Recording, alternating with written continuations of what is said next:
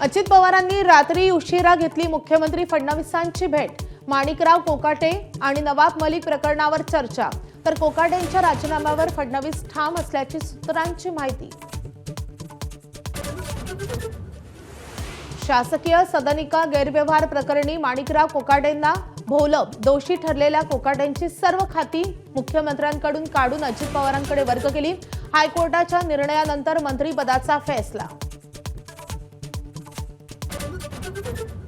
कोकाटे संकटात सापडल्यानं धनंजय मुंडेंच्या मंत्रिमंडळातील कमबॅकची जोरदार चर्चा। दिल्लीत अमित शहांसोबत खलबत, तर मतदारसंघातील कामांसंदर्भात भेट घेतल्याचं मुंडेंचं स्पष्टीकरण।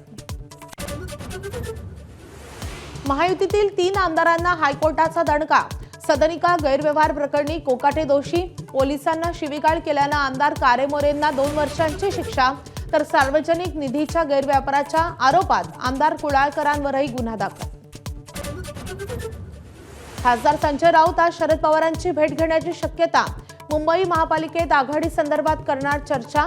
शरद पवार मुंबईत मवियाला सोडून ठाकरे बंधूंसोबत जाण्याची शक्यता।